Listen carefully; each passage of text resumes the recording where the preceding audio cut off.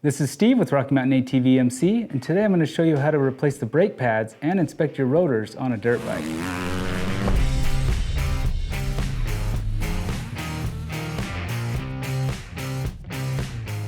Brake maintenance is important and often overlooked, and because it's a high wear item, I'm going to show you how to replace the front and rear brake pads on this 2011 Honda CRF 450R.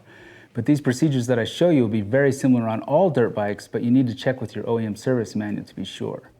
To do this job, you need some basic hand tools, a torque wrench, rags, gloves, and safety glasses, along with a copy of your OEM service manual for more information, proper procedures, and specs. Now, we offer a huge variety of aftermarket and OEM parts for your brake system, and today we are using the Tusk brake pads for this install. First, we need to place the bike on a stand securely. Next, if you have a guard that is going to inhibit the removal of your caliper, you're going to need to remove that. On this bike, it doesn't. Next, let's remove the pad pin plug and then loosen the pad pin. After that, we'll remove the two mounting bolts for the caliper and then remove the caliper.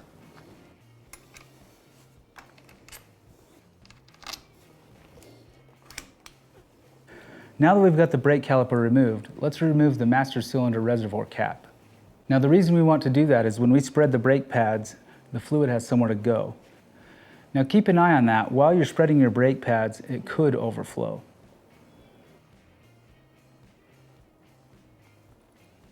Now let's remove the pad pin and the brake pads.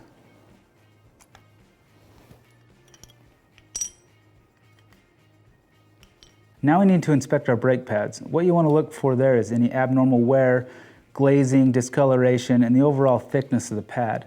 Now there is some pad left on this one, but because of the glazing and the discoloration, we're definitely going to want to replace that.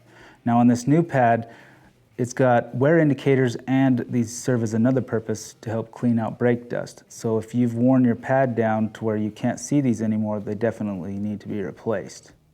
Now the next thing we want to inspect is the rotor. Now we've removed this off the bike so that you guys can see this much better. You want to look for cracks, discoloration, glazing, or if it's just overall bent. Now this is a really good example of what grooving is, and we're definitely going to want to replace this rotor because of the grooving. Now with the grooving on this rotor, if we were to go ahead and install new brake pads, one, it wouldn't brake very well. Two, your brake pads would wear out extremely fast. Now other indicators on whether you need to replace your rotor or not, if you look in your OEM service manual, there's a spec on the overall thickness and warpage of it that you could check. Now if your rotor is within spec, you're going to want to use a Scotch-Brite pad to scuff the rotor so that it breaks in with your new brake pads. Now whether you're using the existing rotor or you're replacing it with a new rotor, it's always good to clean everything with brake cleaner before you install it. Now I've inspected the rear rotor. It's in as bad a shape as this one, so we're going to go ahead and replace both of them with the Tusk Typhoon rotor. If you need help with that, check out our rotor replacement video. Now that we've got our new Tusk Typhoon rotors installed, I want to talk about the brake caliper first before we install our new brake pads. First, this is the mount and this is the actual caliper. Now they need to ride freely on these two pins. If they don't ride freely, you need to pull it apart, clean it, and re-grease it. Just make sure that those are nice and smooth. The second thing I want to point out is there's a spring plate here and then a guide plate there. Now the pads rest on both of those, and you need to make sure they're there and that they're nice and clean. Now to install your brake pads, the end of the brake pad here needs to sit right into this guide plate. So when you install it, make sure that it goes right inside that. Sometimes if it's not resting in that right, it'll be hard to install your caliper. Now we'll just go ahead and install the second one. Like that. Now what I want to point out here is this spring plate, when you install your pad pin, you'll probably have to push on those a little bit so that the pin will go in easy. Now before we install our pad pin, I want to point a few things out. Pad pins can wear grooves in them, not allowing the pads to move freely back and forth. Now the stock one has an Allen and this plug, which can strip very easily. So we're going to replace it with this Tusk one, which uses an 8mm socket. It makes it easy to install and remove. Now just like the caliper mounting bolts, we want to put a little thread locker on our pad pin. Now we want to leave this loose, and we'll go ahead and torque it after we mount our caliper to the fork. Now let's install the caliper. Now we need to make sure that the disc goes between the brake pads and then we will go ahead and mount both of our mounting bolts and torque them to 22 foot-pounds. Now when installing your brake caliper mounting bolts, check in your OEM service manual to see if your bike requires thread locker or not. We're going to go ahead and install thread locker on ours. Now when you're torquing them, you need to check with your OEM service manual for your torque spec. Now that we've got those torqued, we can go ahead and torque our pad pin to 13 foot-pounds. Now that we've got that torqued, let's go ahead and pump the brakes and then double check our brake fluid level. Go ahead and add any fluid that's needed. Now let's reinstall our master cylinder cap and we're done with the front brakes. Now let's move to the rear brake. Now with the rear brake, it's optional whether you can replace your pads with the caliper on the bike or off the bike. We're going to show you how to do it while the caliper is on the bike. So let's start by removing the master cylinder reservoir cap. Now that we've got that removed, let's go ahead and remove our caliper guard.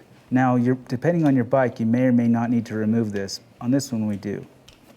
Now that we've got that off, we need to spread the brake pads and return the piston all the way back. Now, a lot like the front, we need to keep track of the reservoir as it could overflow.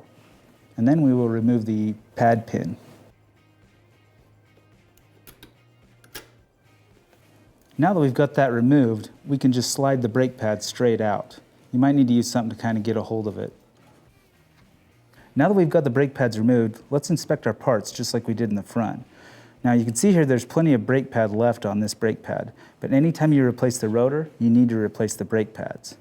Now on the caliper, you want to check your guide plate and the spring, and then obviously your caliper needs to slide freely on the pins. And if they don't, you need to pull it apart, grease them, and reinstall them. Now let's install our new brake pads. Now this part of the brake pad needs to sit in the notch of the guide plate. Just like the front brake, it's a lot the same.